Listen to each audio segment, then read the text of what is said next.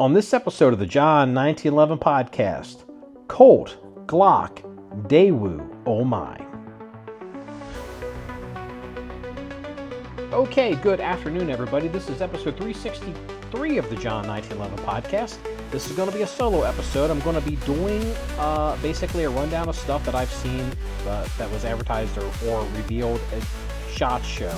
We did not attend SHOT Show. I used to work it, as some of you may be aware. I haven't been or attended or worked SHOT Show, I think, in about 12 years. But the coverage is so good with so many people that go that you really don't need to attend SHOT Show unless you're trying to negotiate purchasing or buying or becoming dealers of things, which is kind of the real point of SHOT Show, not just, looky-loos walking around. So the reality is, SHOT Show, the way it's supposed to work, it's an industry trade show. It's not open to the public officially, but I would venture to guess that 80% of the people that show up at SHOT Show don't need to be there. But, they like the numbers, the vanity metrics, and the vendors like it. So NSSF, they look the other way, which is fine. But if it was a little bit more manageable, maybe we would go. I personally enjoy the NRA show much better because I can go and I can kind of look at things and see things. But there was, quite a bit that came out. There's always some stuff that comes out of SHOT Show that's worth discussing, or things that may catch my eye in particular. And there's some questions that have come up on some stuff. So in no particular order, except maybe the first one, let's go ahead and get into it. The biggest thing that popped up to me would be it looks like the pending release or re-release of the Daewoo rifles in the United States. So from the best I can tell, there are three DBAs for this company. So if you're not familiar, Daewoo is a Korean company, and they were basically Hyundai, and a large conglomerate, and they make cars. They're in the defense industry. They might even make that. It's possible Daewoo. I wouldn't be surprised if Daewoo makes the tank that the Koreans sell all around the world. The Polish just bought a bunch of those tanks, and they might even be in shipping. So, but there was a big brouhaha. I can't remember exactly what happened to Daewoo, but it got broken up or maybe restructured. But apparently there is SNT Motive, MOTIV. That's how they're pronouncing it and spelling it. There is SNT Defense, and then I guess there is a LLC called SNT USA. And what's really interesting is this company, the people that were representing it at SHOT Show, they're going to bring. They were showing the entire line of Daewoo products. I mean, everything from their little sub guns all the way up through their belt fed guns, and all that kind of stuff. Up including sniper rifles and all that. Sorry about that. I had to clear my throat. But what's interesting is they currently make the service rifles for the Korean military. I think they make the machine guns too. The original, the one that most of you are familiar with is going to be called the K2. So, and it has the folding stock and all that. There were some pre-bands that came to the U.S. and there's post-bands with thumbhole stocks people were converting. It basically uses an AR-180 system, if I probably can recall. And what's interesting is this company, SNT, is claiming that they're going to bring in remakes of this original K2 with the 1970s kind of early 80s kind of format technology. They must have all the tooling. And then they're going to bring in the K1, or the K1, we call it the K1A1, which is their little sub gun. We actually have one of those. And then they've even got like the modern stuff that they're going to do. Now, here's what's interesting, because this SNT company, they were, they're a SHOT Show, but they seemed, how do I say this? The last year at SHOT Show, there was a company that popped up that claimed that they were going to be bringing the FNC rifle into the United States. And it didn't take, they made all kinds of promises. They're going to bring all this stuff because the company I think is Indonesia, and Indonesia has a license to make the FNC rifles. Well, the reality is, subsequently, as we kind of figured out, this company, look, try not to, they're fucking morons. And so they flew here, they brought a bunch of stuff in, they, to show up, at SHOT Show, but they had no idea how any of this was going to work in the US or how that was going to work. And it turned out that it's probably vaporware. They're probably not, even if the company that makes the FNC successfully can bring that in, they're years away from doing that.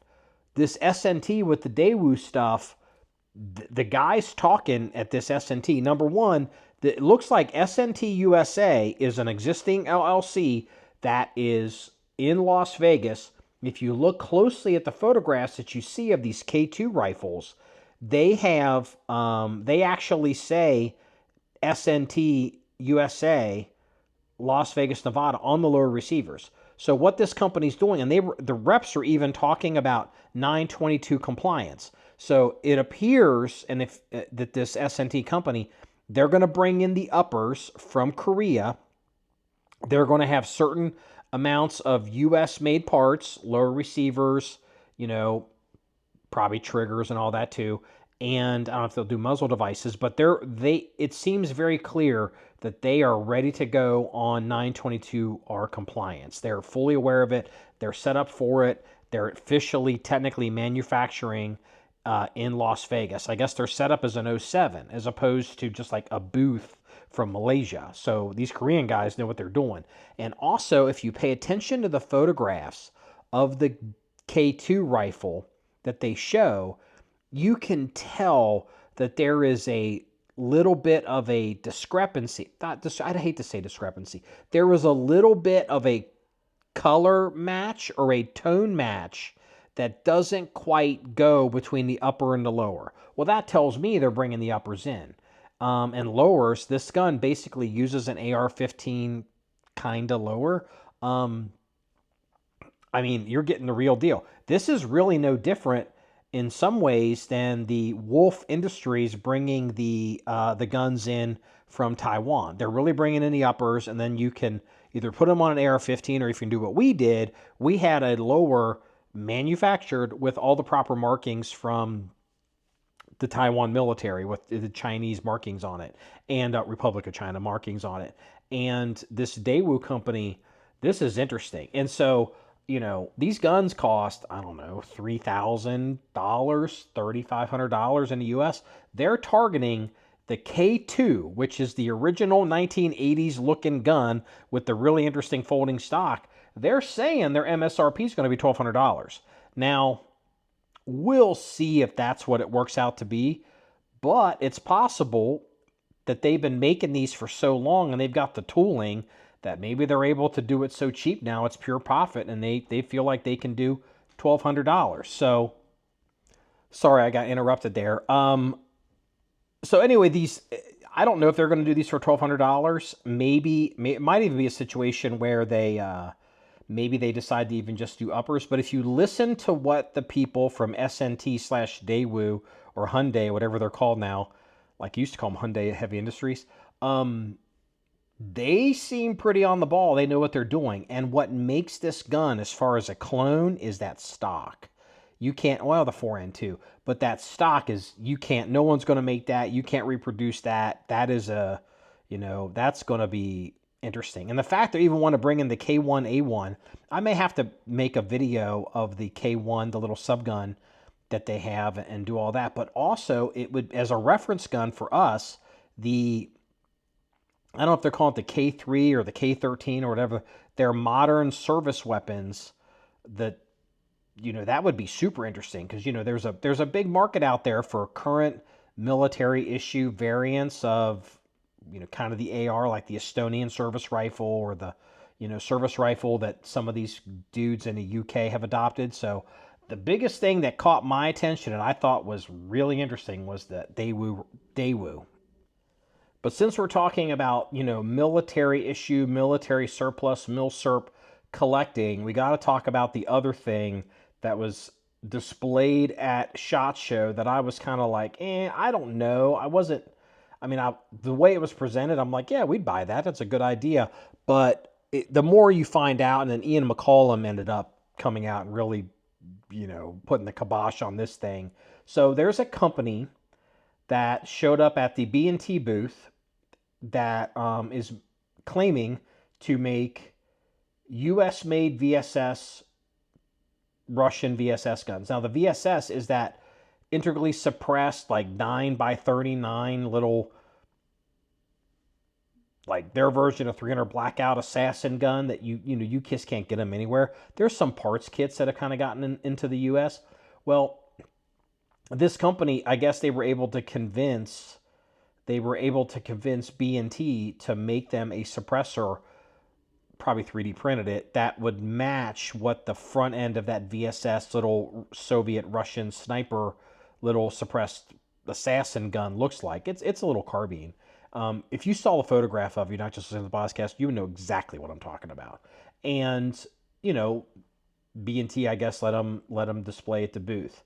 And they're claiming that they're going to offer it in 300 blackout, which that's pretty smart because there's so many loadings. It's ammo that's available. I mean, I don't know how long 9x39 is, but if they can get it to kind of work, it makes a lot of sense. Well, apparently Ian McCollum showed up over there, and we'll have a link to this video on the website, and basically was talking to these guys, cracking the guns open, looking at, what they have inside, what their answers are. And these guys, they're nowhere near ready to be able to make this gun or produce this gun or do whatever. They're claiming they can manufacture that. And apparently, like, the inside of some of these guns, or one of the guns they have, the internals are actually AR-15. It's like this, the whole thing it's vaporware. This is probably worse than the FNC gun dudes from last year, because at least the FNC guns dudes from last year actually manufacture guns. The guys that are pushing this VSS, they don't know shit. They can't manufacture shit. They don't know what they're doing until we can see otherwise. I guess the good news is they aren't taking deposits, which is fine. And why I'm not shitting on these people. I'm excited about the gun. If they can pull it off, it'd be great. But why did Ian McCollum make this video? Because he didn't directly say this, but Ian McCollum and his Satanist buddy, they're not buddies anymore. They had gotten in bed with, one, they did Hudson, and number two, they got in bed with HMG Guns in Georgia on making the STG-44.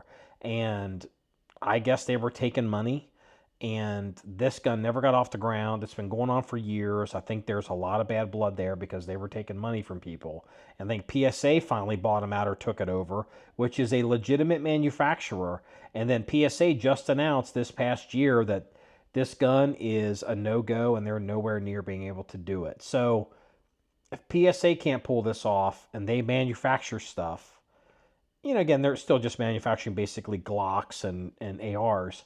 These VSS guys making this gun, I hope they can do it, but yeah, I wouldn't hold my breath. Links in the comments.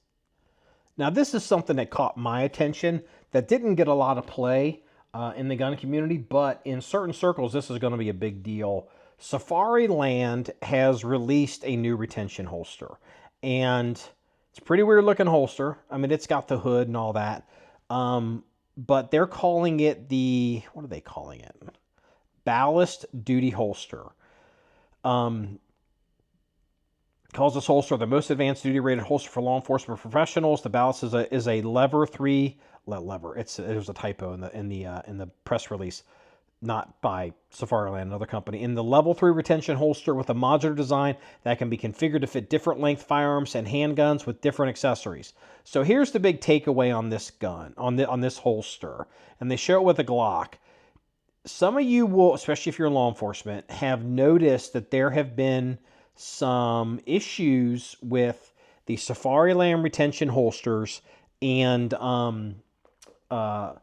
X300 format weapons lights, or weapons lights that use side-by-side CR123 batteries. If they're in line, the light can stay thin, but if they're side by side like the X300, a lot of these holsters leave a gap at the bottom under the trigger guard So the holster can be wide enough to receive that side-by-side dual battery light when they holster up. Well, they have been showing multiple instances. There's been some cases of this, and Craig Douglas really started beating the drum on this, and kind of got, I give him all the credit, but little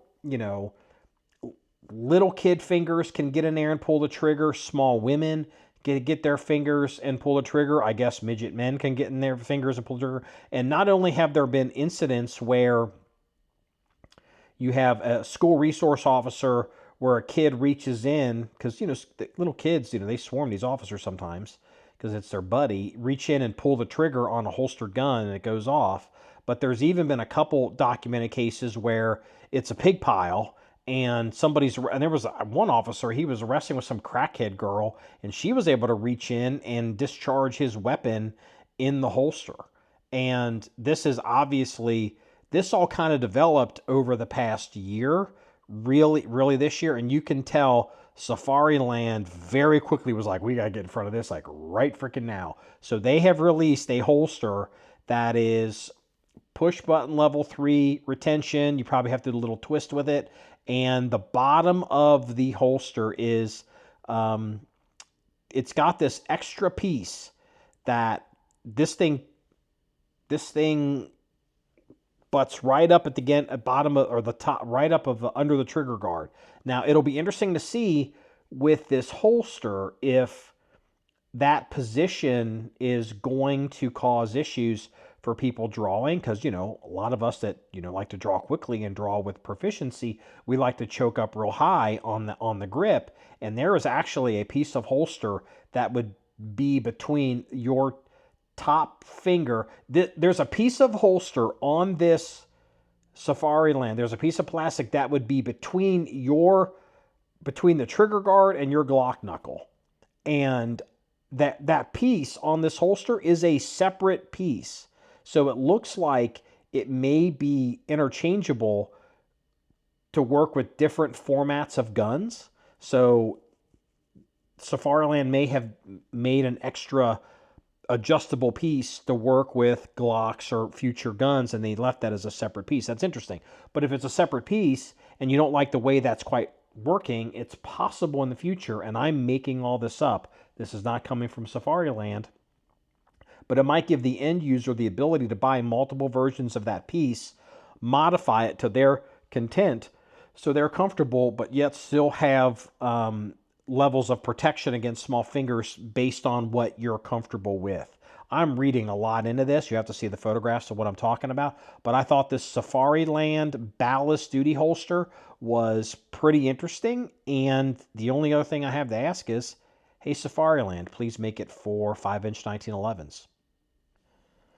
Next up on the list, it got a lot of press at the beginning of SHOT or right before SHOT, and rightfully so. But a lot of the other things have knocked it out of kind of like the headlines. But Aimpoint and Glock have teamed up to come up with a new footprint for red dots. And apparently my understanding is, I kind of figured this out, it's a pretty deep cut. But what it does is this cut uses the front of the cut as a locking surface, and then the back of the cut comes with a plate, and you screw that straight down into the slide, and the back of that plate also is a backup iron sight on this red dot format system.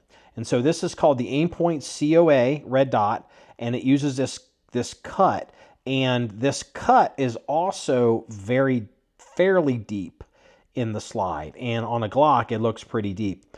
But what they've also done is, and I kind of gave this example before, but it goes into it looks like what's that red dot called? Aimpoint had the P2, the big enclosed emitter square dot, and the Aimpoint P2 basically has a housing, and then internally it has a tube. And when you adjust your windage and elevation, you're adjusting that entire tube. Well, the housing takes up space, the tube takes up space, and the adjustments, so there's room to move that tube, equal to a very large outer perimeter housing for a smaller window in the P2. Well, you know, the P2, it has a large window, so you're looking at a pretty big optic. This COA red dot that Aimpoint has come up with, it eliminates that inner tube, and I guess when you make adjustments, you're just adjusting the individual red dot emitter diode, LED diode in the enclosed emitter. And so what they've also done is now the external tube, not only is it the external tube, it's the structural tube, but it also functions as it mounts for the red dot. So they've kind of gone from red dot size, they've made the red dot smaller, but the window is just as big as the P2. It'll fit on most handguns width-wise, so you don't need to put a big plate in the thing. And it kind of goes, instead of it being a, if you think of red dots, the best way I can describe it, the old way they used to make cars is they would have a frame, and then they would set a car body on top of the frame, then bolt it down. That is the way most red dots and plates work, except that the plate also has to, the frame has to mount into the slide. Well, this system, it's unibody construction. So the frame and the body are one. So the strength of it is all, because it's all one piece engineered together. So there's less screws, less to go wrong. It's a smaller footprint, but you still get a big ass window, and it sits deep in that slide, so you can, you know, use normal iron sights. Apparently Glock and Aimpoint, since they worked on it together, Aimpoint is giving Glock a 12-month exclusive on the cut. So since they were part of the initial, you know, design, and then after 12 months, I guess Aimpoint will, because they probably own the cut, Aimpoint will allow third parties to do the cuts on their guns. So they'll release the TDPs for the, you know, the specs for these cuts. This is probably, in my opinion, the biggest development in red dots on handguns in a while. I would think this is probably the biggest development for red dots on handguns since they made red dots basically duty grade, because this solves a lot of the problems. It makes the dot more manageable footprint wise. It fits on more guns, and it's stronger because of the way it's designed and the way it interfaces with the slide on these guns. So I think that's definitely something worth watching. These Aimpoint COA red dot sights. It might even get to the point where other people have to copy it. I wouldn't be surprised if you get into a situation where some of these Chinese or these other red dot companies may even end up paying Aimpoint for the permission to make a red dot that uses that cut. Because right now, as far as I'm concerned, this is probably the industry standard. Am I going to change anything out? No, because I've got guns existing set up, you know, to handle red dots. But going forward, barring some great change, my money would be on this horse. Could end up being the standard that we may see for many years. Kind of like the X300 on weapon lights for pistols. Again, there's obviously other things out there, but, you know, certain things kind of land. The market decides those are the standards, and I think there's a good chance that COA is going to be a real standard going forward for these red dots. Speaking of red dots, unbelievable as it is to say, Colt is now offering red dot plates, not the COA kind, offering red dot plates from the factory on their competition line of 1911s and even on some of their revolvers. I specifically saw pictures of a Colt Python, 3-inch Python, that had a red dot plate on it. So the Colt 1911s that accept the red dot, that's good news, because at least it's a standard looking 1911 that will fit in a standard 1911 holsters. Looking at you, SIG. You know, SIG coming out with, you know, their single stack 1911s that accept red dots, but doesn't fit any of these holsters, which is like, ugh, talk about dumb. But Colt did something really interesting here. Colt developed a plate for my understanding is any of the new generation of Colt Pythons, and probably some of these other ones, but the Colt Python pistol, so like 2019, 2020 when these guns came out, they have an adjustable rear sight. All you have to do is you just remove that rear sight off these guns, which a lot of people don't like those rear sights on these new Colt guns. And you can buy a plate from Colt that screws right in. And a plate's like $70. And you can mount a red dot on your Colt Python. And then you can just take it off, put your iron sight back on. So there's not a custom cut to these Colt Pythons. Basically, Colt has decided we're going to make a mounting solution you can put on the new generation of revolvers with their new rear sights. Just take it off and put it back on. And I thought, I mean, for Colt, wow, like CZ buying Colt, that's a hell of a development, because we know you can't give Colt credit for that. That's, this is too much common sense for Colt to, do it on its own. If Colt had been doing this stuff on its own years ago, CZ wouldn't have to come in and save them. But if you're a Colt guy, you want that name, pretty interesting. I think you should pay attention to it. Speaking of revolvers, Smith & Wesson, I guess, has come out, and they've done two things. They have committed to making revolvers without the Hillary hole or the locks in them. So that's good news. I guess maybe they're committing to not doing it on any of their guns. But it wasn't really clear that they would make two versions. But even if they are, it seems to me that they're probably going to be phasing out those Hillary holes. So that's good news for a lot of the die-hard revolver guys. Unless you're the kind of person that wants to, collect pre-lock. They're better. They were made better back in the day. It's like, okay, I guess, fine.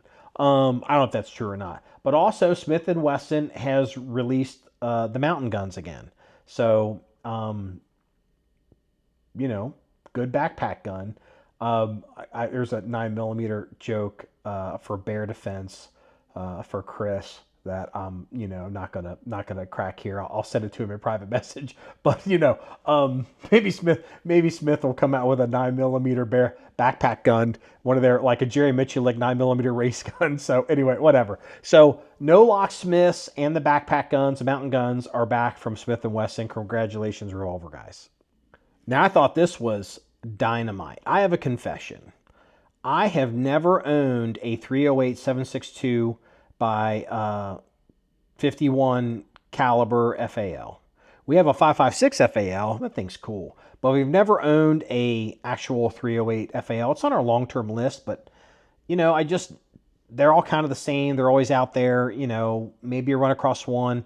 There's also the Belgian one. You get in all this, and some of that stuff gets crazy expensive, and a lot of that's honestly lost on me. But I thought this was pretty interesting. So DSA, the big company that makes the American knockoff of the FAL, I guess they got the tooling from Fabrique Nationale. Makes you wonder why FN doesn't just do this. Kind of like H&K starting to bring their guns back in, even though ceding the market to other people, which is kind of insane. But neither here nor there. So DSA has teamed up with H&R, Harrington and Richardson, which is owned by PSA. H&R is the company that's been doing a lot of these reproduction repops. They've got the DOE Colt 9mm. They've got the repop M16A1s. I think they're doing the E series and some of those commando guns, which a lot of the variant collectors and AR-15 guys really like. Well, a lot of folks, younger folks, won't know this, and I'm about to step in it too. So when the U.S. Army put out a RFP for a new service rifle, I don't know how many different guns came up were submitted, but basically you had the M14, and then the other gun you had was an FAL. But this gun, it had a few things that were possibly tweaked for U.S. Army specs, but the U.S. Army had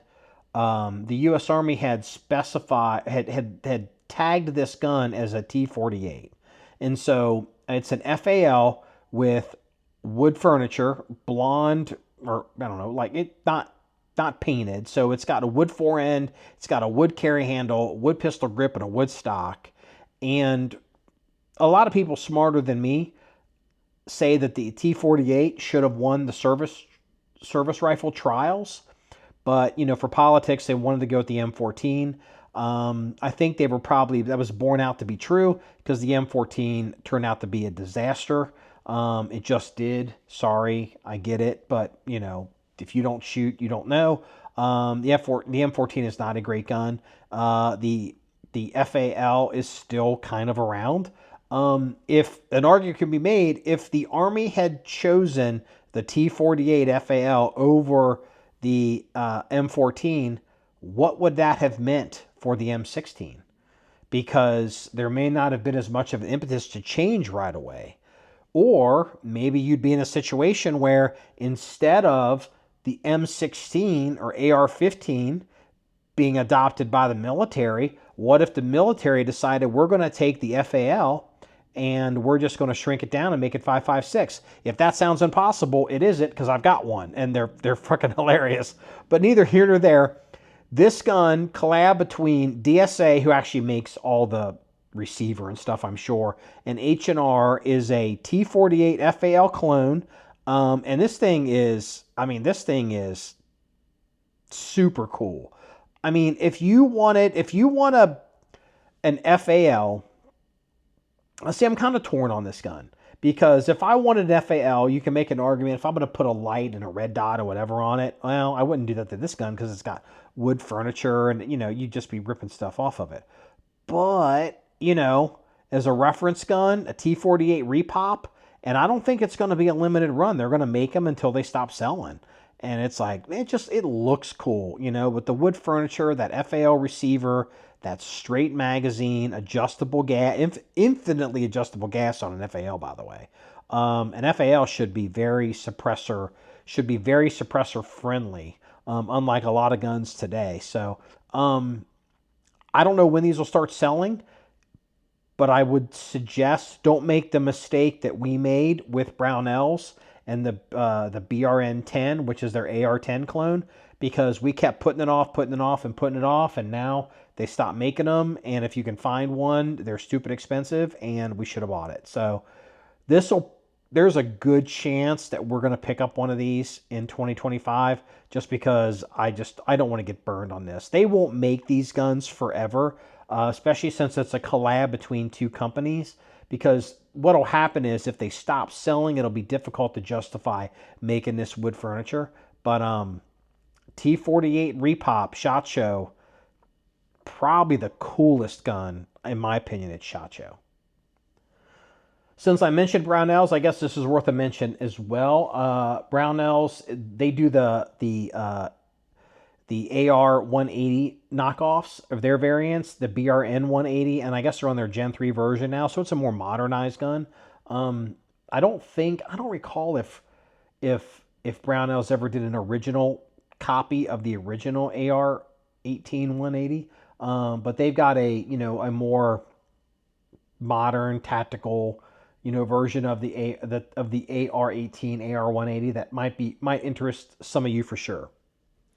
So we're getting here to the end of the list. So just with some of this, I can just kind of get through pretty quickly. There is a company in Texas, I believe, called Insight Armory that is going to make U.S.-made SVD Dragonovs, and interesting. I hope it happens. I don't know. It gets our attention because we're not going to spend the money on a real one. Especially if this is a good clone. I have no sense as to how real that is or how likely that is or if those people can manufacture something or not. If you're from Inside Armory, I apologize. I'm not familiar with you at all, so that is what it is. I got some multiple emails on this, and it kind of was a good learning opportunity for me. So I just got done singing the praises of the Aimpoint Glock collaboration for the COA Red Dot. I guess technically they call it the COA, but whatever. There's a company called Primary Arms that I'm sure many of you are familiar with. to be completely transparent, I'm really not familiar with Primary Arms, and it's my own fault because all these Primary Arms, Hollow Sun, Docked, all this stuff, to me, all this stuff is just Chinese, whatever, Chinesium stuff. And while, yeah, I have a phone and an iPad that's made in China, you know, when it comes to optics in particular, I've learned, it's just a bias that I have. I buy good optics and I just run them forever. And if they break, if you spend the money on them, they just fix them. So I don't pay attention to any of these brands or these names and all these scope. I'm the same way with scopes. There's all these scope companies that are making all, and I don't know who the F they are. I mean, you know, I don't know if they're good or they're not. I just don't pay attention to them. Well, I thought Primary Arms was one of these just Chinese companies until they did some kind of promo, and the Primary Arms red dot, the most American red dot ever made. And I'm like, well, that'd be like, I don't know, like that seems kind of weird from a Chinese company. Well, it turns out Primary Arms isn't a Chinese company. I know, I'm going to get hate mail. I didn't know this. I guess they're based in Texas. And so they're making red dots. They make enclosed red dots.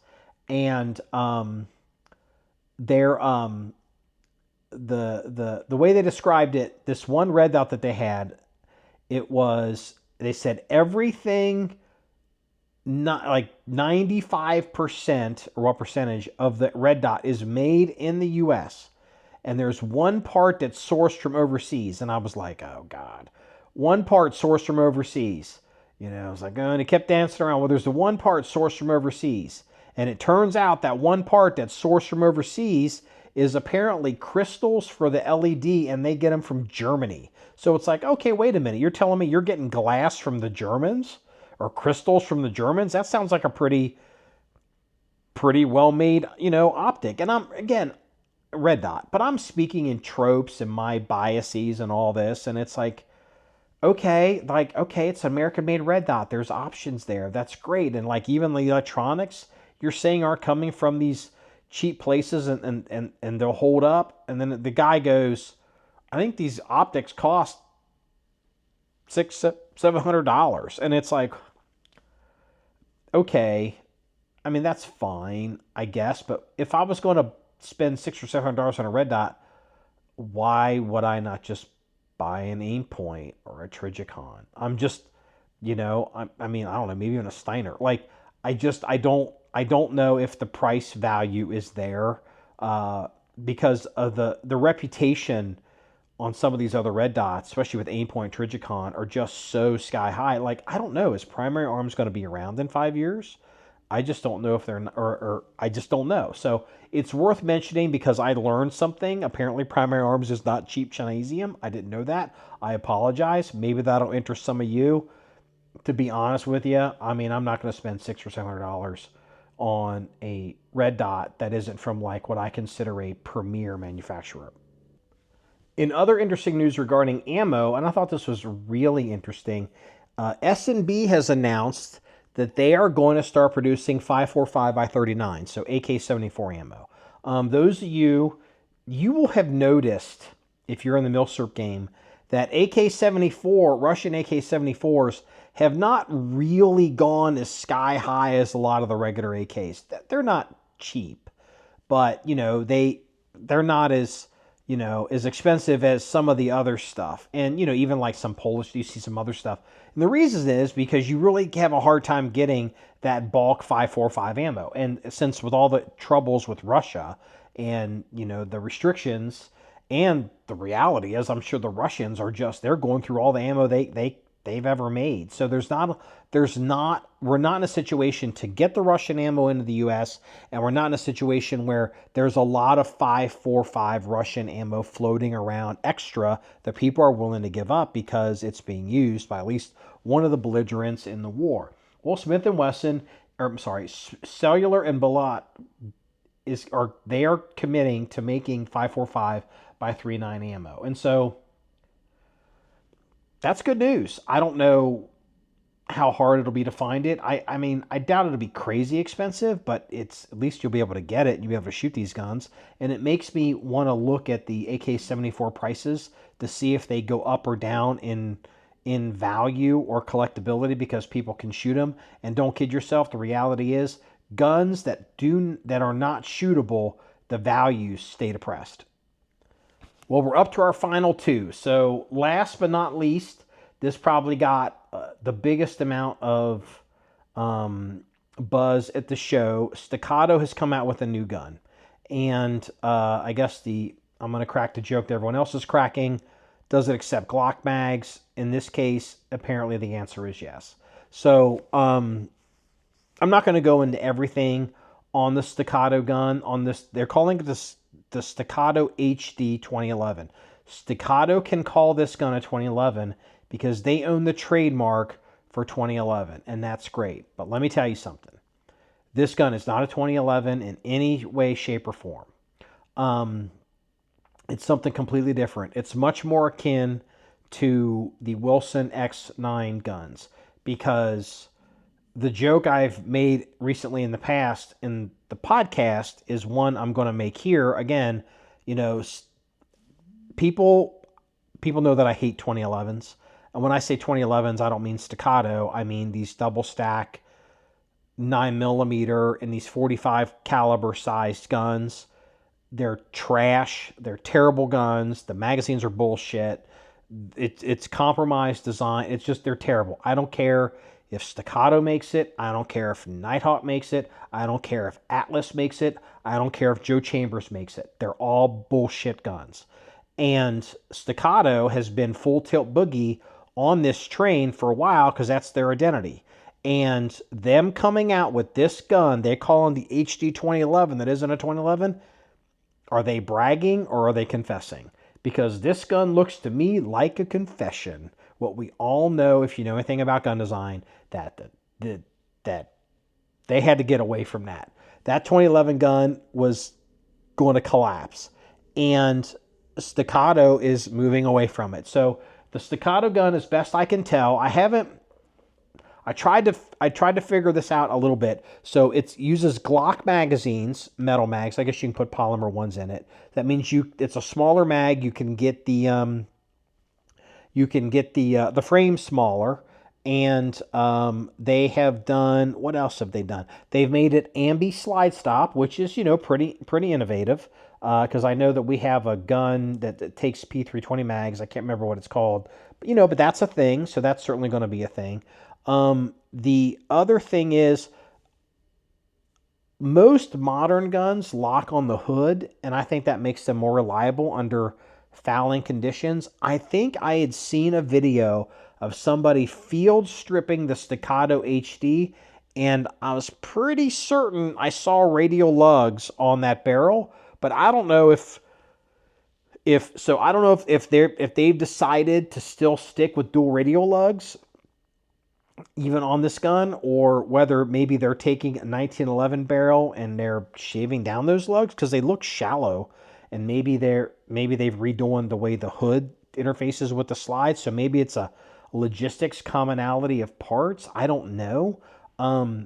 And I would be disappointed if they are using the dual radial lugs for 9mm on this gun.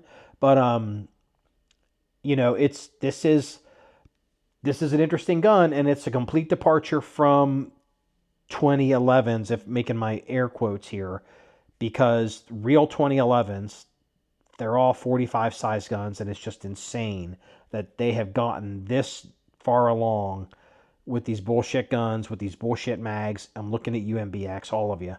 And even Staccato has finally admitted, yeah, there's something to this. These guns suck. Now, with all that being said, I have to give Staccato, I have to give him credit for doing this. And I think this gun, let me just go ahead and say this right now. I get it. You're someone, you're not gonna buy the Wilson gun, or you're not interested in a Wilson gun. You don't want the X9. Maybe you can't afford it. You do whatever. Not that these Staccato guns are any cheaper. But if you're gonna come to me, if you're somebody I know, and I know some of you listen to this, and you're asking me, should you get rid of a 2011 a Staccato 2011 and buy the Staccato HD for duty, assuming that the HD works and, it actually works at least as good as what you would expect. Again, I've never even seen one in person. I would 100% drop every one of those 2011s like they're a bad habit. Get rid of those freaking guns. They are terrible guns. They're insane to carry on duty. They cannot handle heavy, hard use. This HD gun, in theory, should be better. So with that said, and there's one more thing I want to say I'm going to give Staccato credit for here. They did something with this gun that I thought was pretty brave because it goes against the conventional wisdom of I'd call it the 1911 Illuminati, because nobody does this anymore. But earlier this year, there was a big brouhaha. A bunch of people suddenly discovered under the age of 50 that 1911s may not be drop safe. Series 70 versus Series 80. Well, and the big complaint with the Series 80 firing pin blocks in these guns is, in 1911s, is that the Series 80 firing pin block is actuated by moving the trigger. Well, that causes a little bit of tolerance stacking, resistance building up on your trigger, so you may not get quite the cleanest trigger that you would want. So it was very common for, say, custom 1911 gunsmiths, if they were given a Series 80 Colt with a firing pin block in it, they would rip the Series 80 parts out of it. And you can probably do that on these new HD guns. But the fact that Staccato decided we have to put a firing pin block in these guns so we can pass all the crazy drop tests, just not trying to do it with heavy firing pin springs and titanium firing pins. I would not be surprised going forward you start to see a lot of the 1911 companies right now that are making 1911s within 5 years offer a Series 80 type of firing pin block option on their guns. I feel like the Series 80 is going to come back.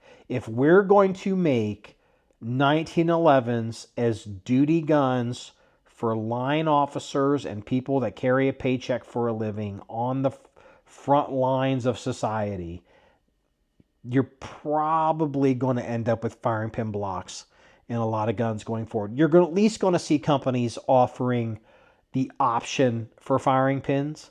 And folks who have shot this Staccato HD gun with the firing pin block, they say, yeah, if you're kind of a trigger nerd, you may feel it a little bit, but if you're actually shooting it under recoil, you don't notice it at all. And so let's not all pretend that everybody is Jerry Michalik and you're able to massage a trigger like some super special guy. The reality is, for most of you, you can be the best shooter in your universe, or the best shooter in your department, or the best shooter at your club, or the best shooter in your county, and that Series 80 firing pin block is probably not going to make one ham bone bit of difference, in how well you shoot that gun. Okay, and the final thing from SHOT Show definitely deserves an honorable mention. I'm sure I guess this has been done before, but I just thought it was hilarious. I think this comes from a company called Shellback Tactical, and this is known as the Davy Crockett Helmet cover. And so what somebody's done is somebody has taken, the bump helmets that you see guys wear, and they, a lot of SWAT teams or special forces guys will wear them, and then they have the built-in ear protection and all that. Somebody has taken a raccoon skin with the tail hanging off the back and attached it to this, and I guess they call it Fine Horse, and it's called the Davy Crockett helmet cover, and I think this is fantastic. This is as American as you can get, and I hope someday, somewhere, some news company, news organization is doing a report of American soldiers killing America's enemies, and in the background you see a dude walk by and he's wearing the coon helmet cover for his bump helmet. So there it is. Everything that we talked about will be on the website. There'll be pictures and links and everything. So, well, this wraps up episode 363 of the John 1911 podcast. If you want to see the more stories or pictures and links of everything we discussed, please go to the website at john1911.com. That's JOHN1911.com. Remember, it's all about shooting guns and having fun. Everybody, have a good day.